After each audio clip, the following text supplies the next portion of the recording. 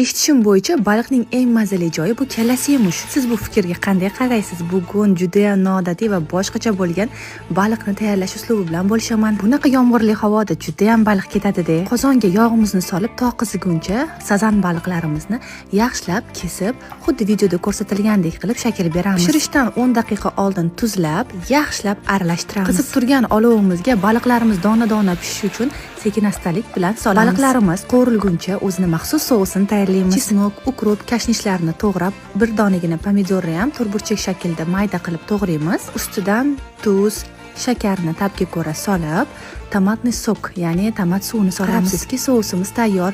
Bu orada qip-qizil bo'lib baliqlarimiz pishdi. Buni issiqligida tomatni sousimizga botiramiz. Yog'i o'ziga shunday issiqligida souslarni shimib oladi. Ustidan limonni siqib chiqaramiz. Shunaqa ham mazali bo'ladi. Albatta shu uslubda tayyorlab pishirib ko'ring, sochni bo'ladi. Bunaqangi taom ketidan bifreshning shunaqangi ta'mini ichsa, ketadi-yu. Albatta sizlarga tavsiya qilaman. Like bosishni unutmang.